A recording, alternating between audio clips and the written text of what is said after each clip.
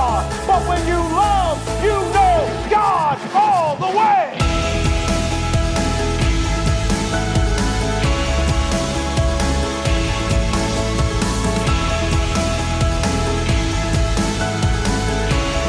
Wow, we serve a great God. I said we serve a great God. How many believe we serve a great God? Shout with me, we serve a great God.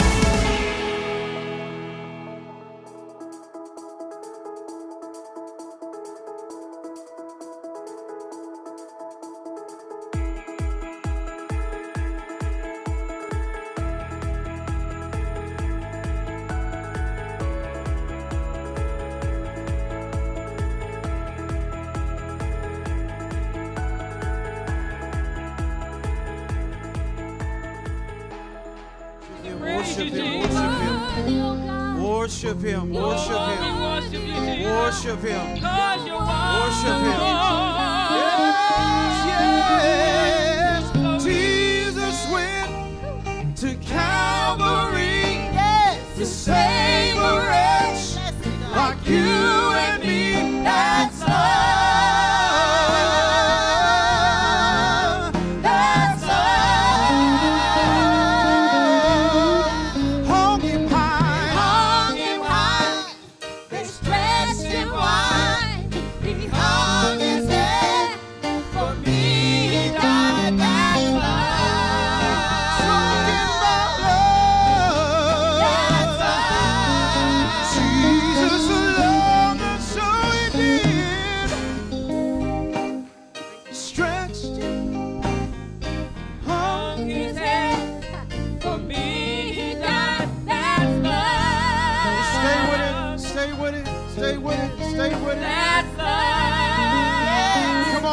Get down in your soul and say they hung him high, they stretched him wide, he hung his head, for me he died, that's love.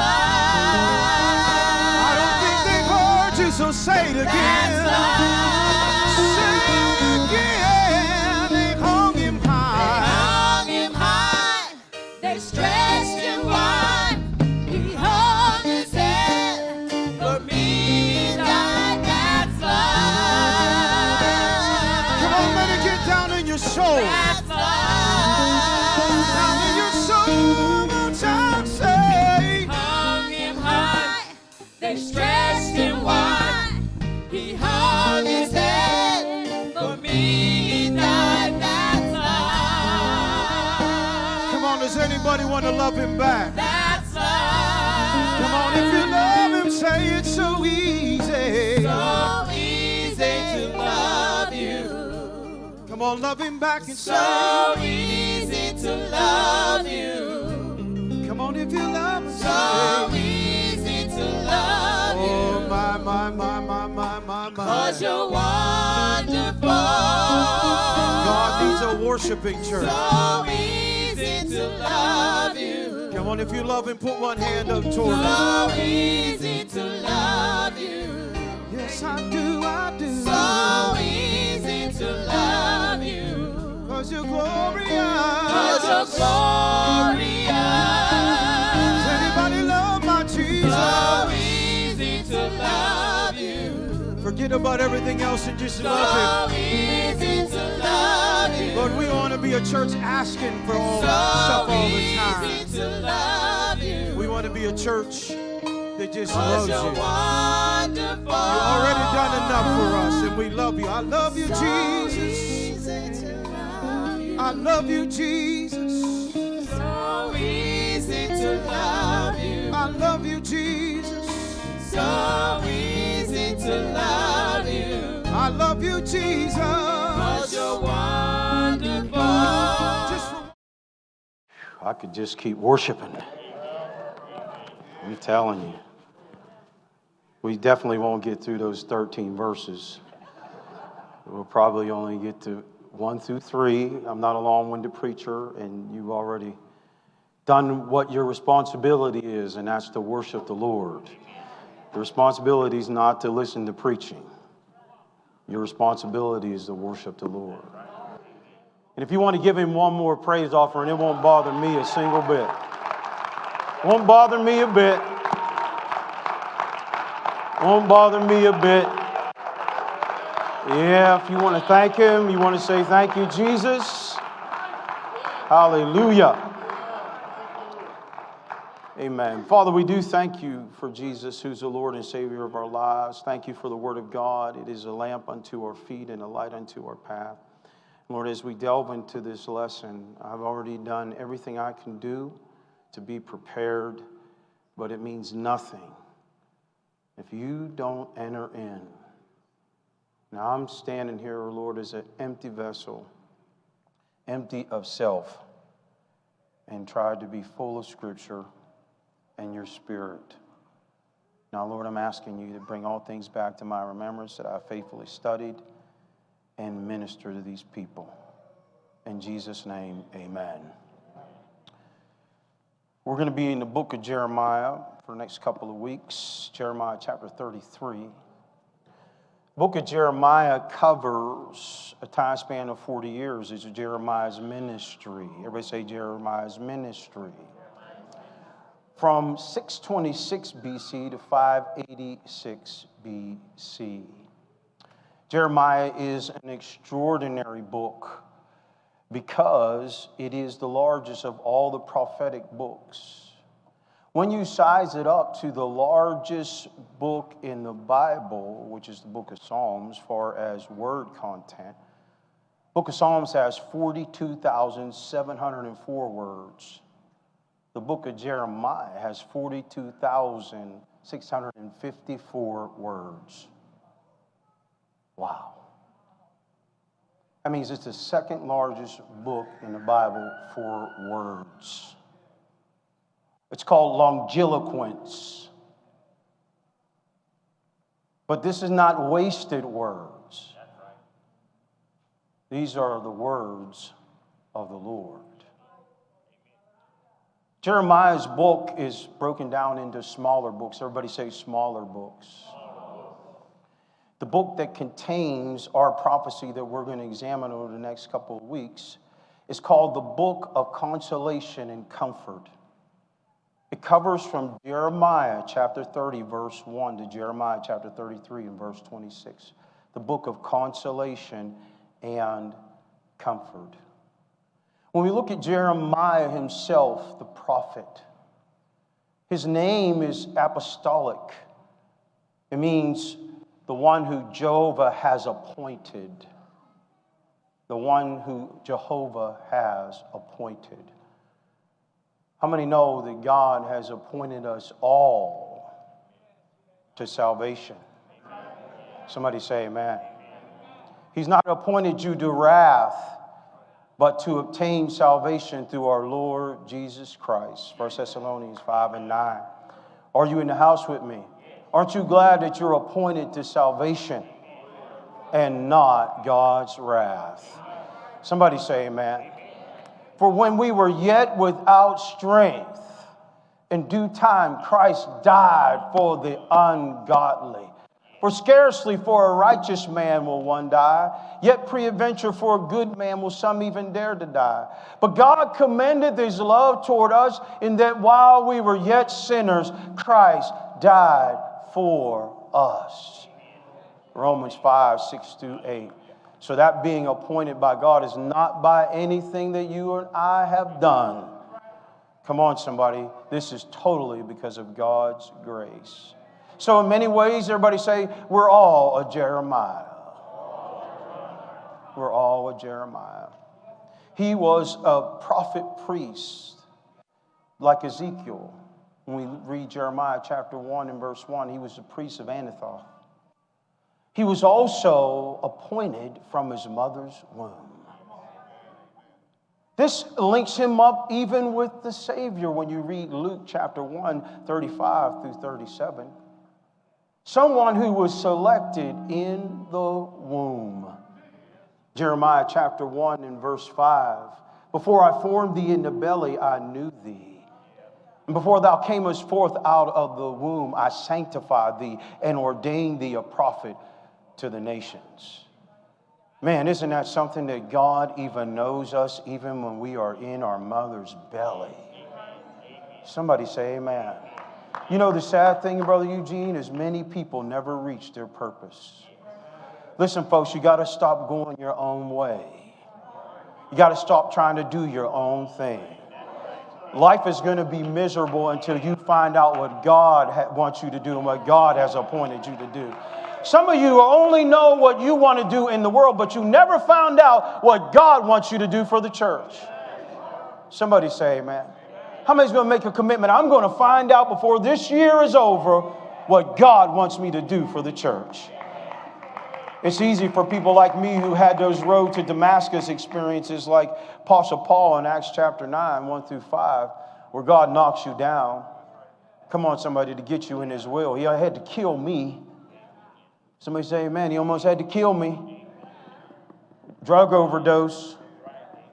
You having church with me? I said he almost had to kill me. How many know God will do whatever he has to do to get his purpose done in your life? Now, some of y'all need to stop playing with God. Tell your neighbor, stop playing with God. Say, your arms are too short to box with God. That's a losing fight. Jeremiah didn't even have a choice.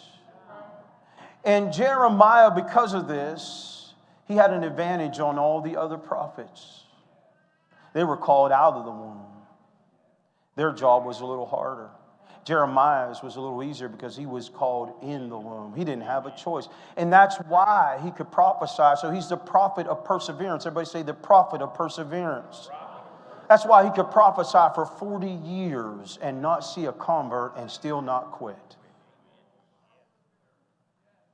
See? How many would keep preaching if nobody came to your church? Somebody say amen. I just got done before I came here preaching to about 5 people. And my father-in-law, when we was in the car over here on the way over, he said, you know something? He calls me Bud. He said, you know something, Bud? He said, I recognize that you gave them 5 people the same. Ain't nobody. He said, you gave them 5 the same.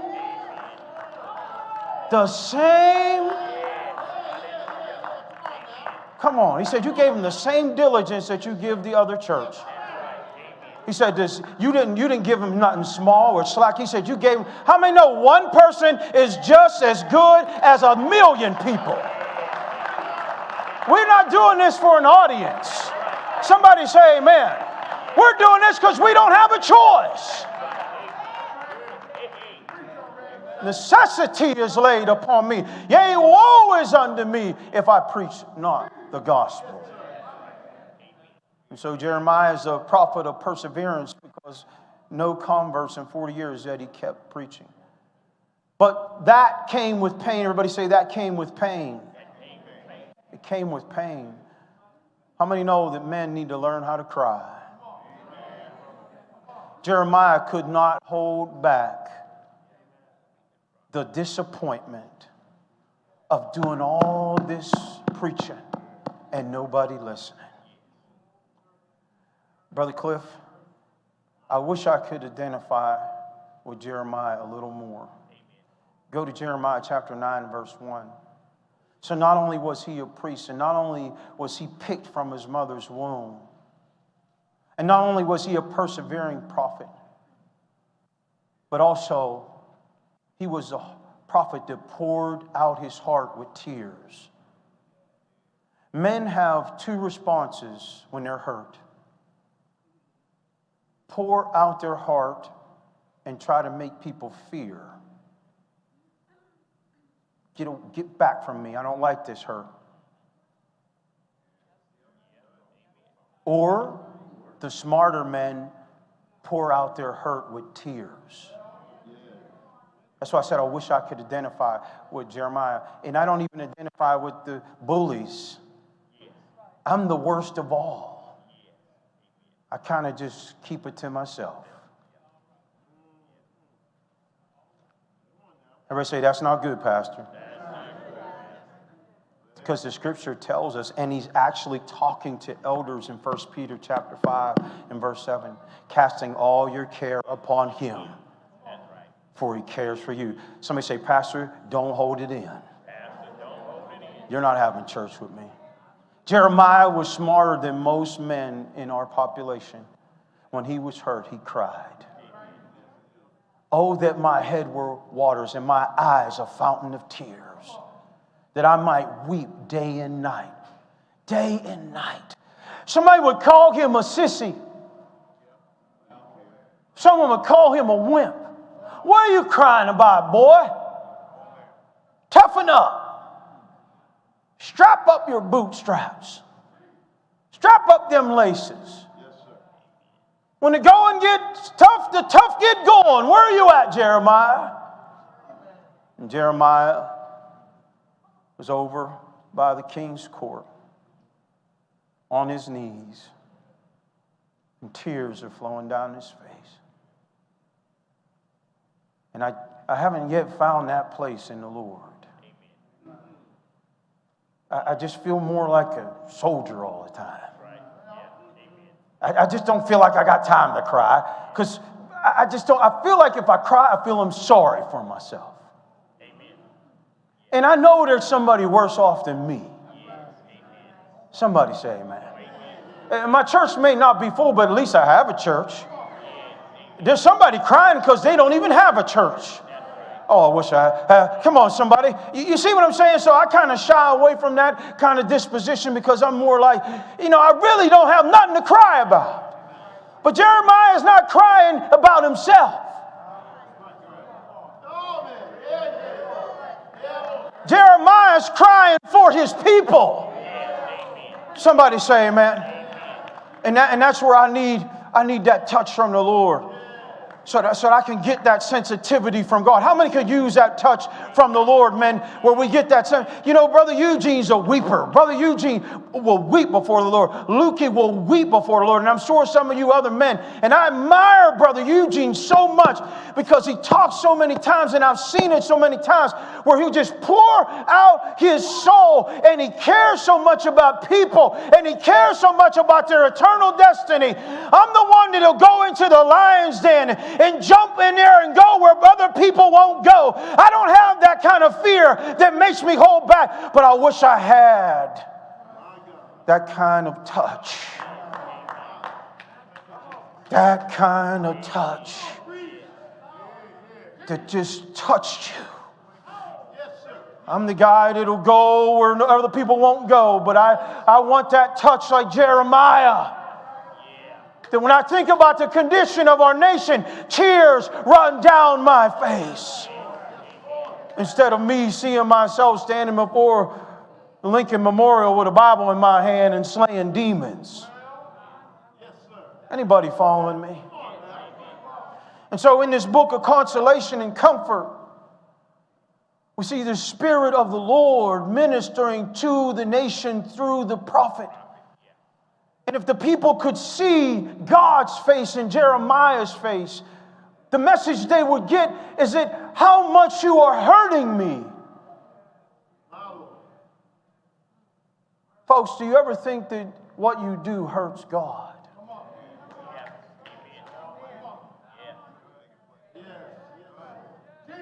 So these are not just Jeremiah's tears for the people, these are also God's tears. Because God put those tears in the heart of the prophet in his mother's womb. You're not having church with me.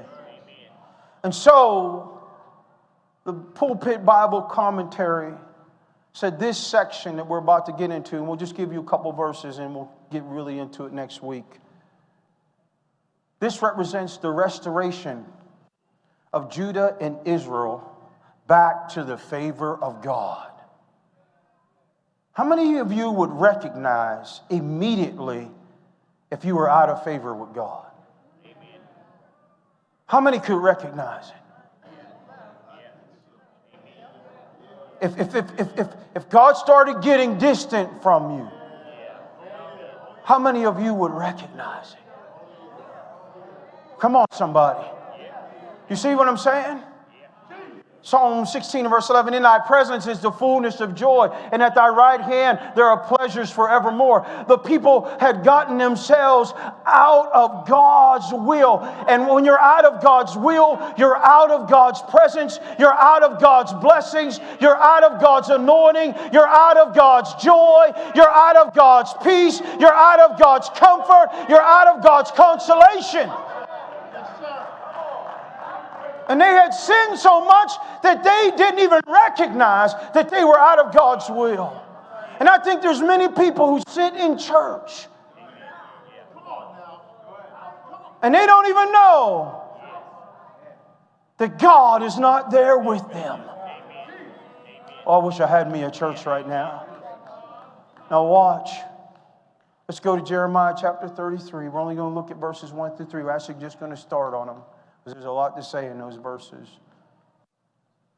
Moreover, the word of the Lord came to Jeremiah the second time, while he was yet shut up in the court of the prison, saying, Thus saith the Lord, the maker thereof, the Lord that formed it to establish it.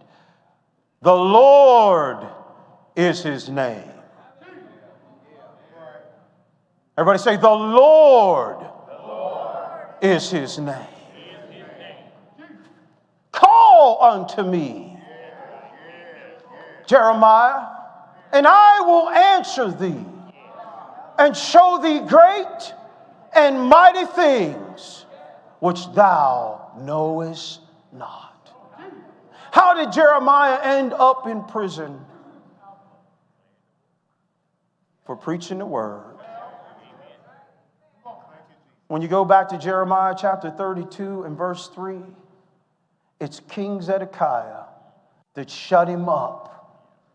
Come on, somebody. Saying, Wherefore, Jeremiah, do you prophesy and say, Thus saith the Lord, that this city will be put into the hands of the Babylonians and they'll take it? How dare you preach condemnation on this nation?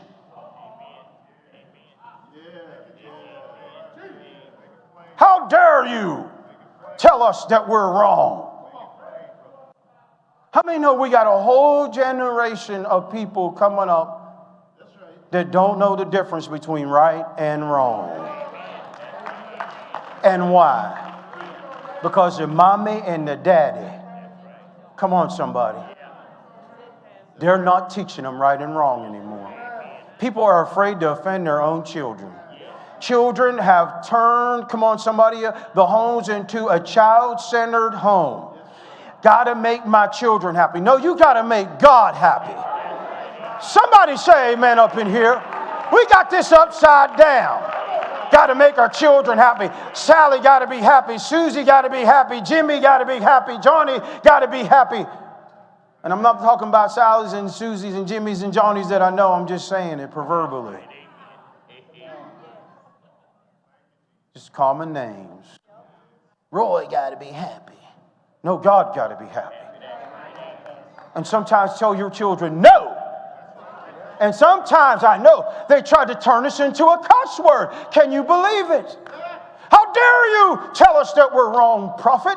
How dare you tell my son that he's wrong by not bringing his homework in when he's supposed to bring it in? Don't you check? They used to paddle us when we were in school. Ain't nobody having church. They don't want to hear that one, Alvin. Paddle, yes sir, buddy. Put your hands on the desk. That didn't make me crazy. That made me behave. Yarbonitz, I remember his name. I don't remember a lot of teachers' names, but I remember Yarbonitz. Put your hands on the desk, Roy. You don't want to listen to your teacher? Put your hands on. I bet you'll listen to this paddle. Show up. Show up. Show up. I didn't cry, but I wanted to. Fire. Everybody say fire. Yeah, but he fired me up. And I was walking back to my classroom like this right here. Didn't want to sit down. Somebody say, amen. I'm getting somewhere. Just follow me. Correction is a part of thus saith the Lord. Now, either you're going to hear the Lord or you're going to get. Jeremiah was desperately trying to keep them from going into Babylonian captivity, which was their paddling and their spanking. But the king didn't want to hear it.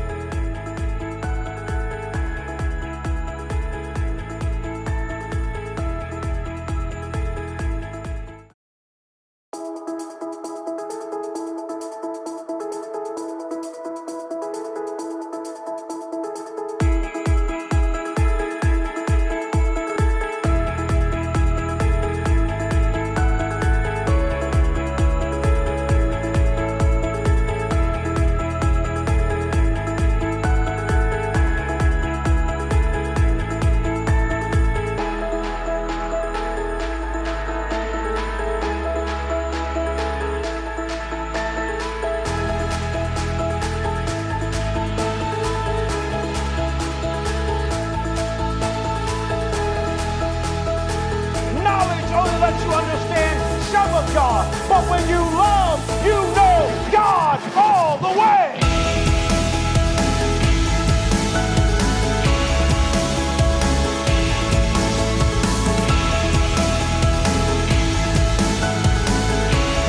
Wow, we serve a great God. I said we serve a great God.